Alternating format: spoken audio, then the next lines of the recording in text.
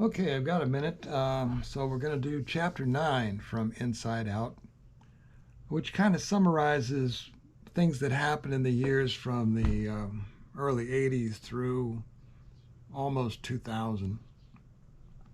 Um, and again, it's telling you what we did without telling you. I hope you'll find it interesting. So, chapter 9, the Holy Land. This is from my book Inside Out, and the book's about 75,000 words. So this chapter 9, there's about 30 chapters in the book. So we're still getting to, if you're interested in the high strangeness aspect of it in particular, it begins showing up in this chapter, I think, a little bit. I quit practicing law. Officially, I retired in good standing. I was good at it, but I was getting blinding migraine headaches from the stress. I had experienced a migraine earlier in life during a junior high baseball game. I had tried to tell an adult, namely my coach/science teacher, that I couldn't see, that there was a blurry cloud of flashing light in the upper right portion of my vision. And he basically said, get a bat and get up there. So they actually sent me to the plate, possibly the same one where my great uncle and namesake Charles Seymour had been hit by a pitched ball and killed, precipitating the tragedy that led to the philanthropic building of Seymour High School in 1960. Anyway, I stood back from the plate pretty far and proceeded to strike out in sufficiently odd fashion that somebody realized I wasn't kidding. Anyway, I decided life was too short for that. Something had to give, and so the law business went. In 1983, we all became Baha'i pioneers to Barbados, an interesting adventure to say the least. Baha'is don't go as missionaries, as some other faiths might. We simply go and live wherever there are no Baha'is and teach as forcefully as I am doing in this book. Odd, isn't it? We must think we can only change ourselves and others can only change themselves. We go looking for seekers after truth. If no one is seeking, then no one is seeking, so just be friends. Be there in case something beyond their reckoning ever makes them start to ask really important questions like, who are we? Turns out, I couldn't get a green card in Barbados. I couldn't work. And the farmland I still owned in Illinois, which I'm sitting on at the moment, couldn't support us and pay its own mortgage. Not that it had ever really been able to. We had to come home. But while in Barbados, I managed to read the book Gleanings from the Writings of Baha'u'llah from cover to cover. In it, I encountered, not for the first time, the passage, quote, "Know thou that every fixed star hath its own planets, and every planet its own creatures, whose number no man can compute," unquote. I think I had first read this back in Columbia, Missouri. Both times I considered what it might mean. I knew I had seen something that was unknown, flying, and an object. But though I believed in UFOs and possibly Bigfoot, life was too busy and too crazy. I did not yet have the time, nor yet had the experiences or the encounters I needed to make real sense of it. When we got back to Illinois, I began running a steel chainsaw as the ground crew in a tree business with a friend who was a certified arborist. Though I grew up on a farm, I had never started a chainsaw until my friend Dave showed me how. We had a V8 chipper without a guard or governor on the intake. When a branch touched the grinders, it shot out the other end instantly. Hard work, dangerous, steep learning curve. I have raked the branches out of many a yard buried in leaves and debris. I did this and all sorts of other things to try to keep it all together in small town America. Also, during this period, I stumbled upon the book Drawing on the Right Side of the Brain. And by the way, I recommend it to everybody. I had been trying to draw off and on for years unsuccessfully. Halfway through the exercises in the book, I was actually drawing. By 1987, I was proficient. The left brain, right brain thing, which Betty Edwards helps her students to use used to advantage, offers insight into more than just drawing. Then, in November of 1989, my son Henry and I joined the Promise of World Peace Tour, which delivered a document called the Peace Statement to Moscow and Kazakhstan. As it turned out, Kazakhstan was added after we reached Moscow. We were the first group of Westerners to make such a visit to the city of Kazan in a very long time. They told us it was dangerous to visit the city because of gang violence. We consulted with our troop of young people, singers and dancers, and then we all voted to go. I think our group brought in 2,000 copies of what was still technically religious contraband in one large heavy trunk, and distributed these ideas for a peaceful world to any and all Soviet groups that would meet with us. The trip was sponsored by the National Spiritual Assembly of Hawaii. Yes, it is a state for the purposes of national sovereignty, but for Baha'i administration, the physical distance and isolation comes into play. I was a chaperone. Henry, probably the youngest person on the trip, turned 13 in Moscow the day we got there, November 30, 1989.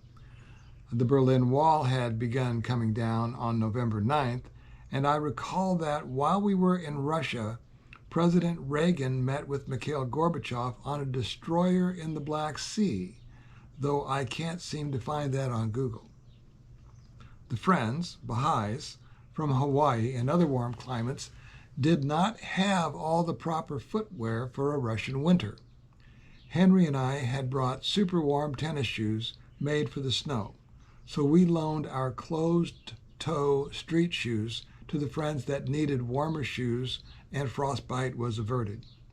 Private enterprise was just beginning there. We stayed in youth summer camps not meant for the winter, and in more than one, there was frost on the inside of the windowsills, and we wore all the layers we could carry. I had drawn a portrait of Abdu'l-Baha. It had turned out well on the first attempt, and I had made a few copies to give as gifts to our various hosts. Pretty lightweight, easy to pack, and since it was my drawing, it added a personal touch, and it was, in and of itself, as the Baha'is know, a reminder of serving the cause of peace. A travel teacher from our group asked for a few more copies to give as gifts on her planned future trips across Siberia and Kamchatka, and I was honored to oblige. Later, the Baha'i bookstore in Paris asked for a couple dozen of the portraits, which I happily sent to them as well, each time as a gift from me for whatever use they might be. And so, as a result, I have artwork scattered across Europe and Asia. Our Soviet guides or handlers were all KGB people, so everything was transparent from the start. But we were there in a time of great transition, and we knew it. The world is still in a time of great transition. I trust that some of you know it. For me, once back in the U.S., money was tight usually. At one point, a Baha'i family by the name of Lutley near Alton, Illinois, loaned me a Ford Maverick for several months when my car broke down after attending a Baha'i gathering of some sort at their house. Oh, do you like synchronicity? It is, when I'm writing this, 12/5 of 2023 at 1:31 p.m. Central Time, as I am writing about the loan of the car. And I just got a text from Roger Lutley. He did visit the Stonehouse a few months ago to give a Baha'i deepening on something called the Huquq'Allah, which was the first time I had seen him in 30 years. He just texted me the poem, quote, "We Are Listening," unquote, by Diane Ackerman. I'm not making this up. And here's the poem. Quote, "We are listening, wrapped among Persian lilacs and the crickets, while radio telescopes roll their heads as if in anguish. We are listening, the small bipeds with the giant dreams." There's a lot more poem in the middle, just saying, but the poem's relevance to my topic seems obvious, and it has happened in real time as I work to write and edit and edit and edit. Or, as another dear friend has told me recently, there is no writing, only editing. Well, back to high strangeness. Anyway, the hardscrabble existence led to sending some resumes out of town, then out of country. At Barbara's suggestion, my wife Barbara, I sent one to the Baha'i World Center, Haifa, Israel. Whereas the rest of the world already had all the genius they needed, we got a phone call back from Haifa. Universal House of Justice member Mr. Glenford Mitchell needed a secretary aide, and a newly retired officer of the Illinois Circuit Court might fill the bill. Could Barbara and I get on a plane and come for an interview right now? We said sure. Also, during this period, I began to notice that street lights sometimes went out as I passed by, or looked at them, or drove by them in a car. I seem to recall discussing this with a friend in Quincy, Illinois area who was noticing similar events. I mentioned this to my family, and they began to notice this about me too, often pointing out lights that went off while riding together in the car. This would continue while in Haifa. I can recall all the street lights going out at once along the length of the Stella Maris Road one evening as we drove up Mount Carmel. I know it would have been cooler if they could have gone out one at a time, but that didn't happen. This would continue for years after we got back to the U.S., and I will mention some of the instances when we get there. It can still happen any time, but other strange things now seem more important. I think it might be called electrokinesis in some circles, but I have no control over it. It happens of its own volition. We met some interesting people while volunteering in Haifa. The father of one of the volunteers at the World Center was retired from NASA. At a gathering one evening, he told me that the moon rang like a bell when the Jettison lander equipment impacted it. I had not heard that before, but it is certainly no secret now. Also, we met a Baha'i couple from Missouri and became friends. They described having encountered a pair of glowing beings. They were forms made of golden light that appeared at the foot of their bed and stayed there for quite a while. The husband communicated with them, but his spouse was terrified and hid under the covers. Finally, after 20 minutes or so, a very long time, they disappeared into thin air. I hadn't heard of a visitation like that before or since, and because I believed them, it further awakened me to the idea that strange things can and do happen. Also, the spiritual experience of working on Mount Carmel near the holy shrines and meeting some people who are truly wonderful people was life-changing.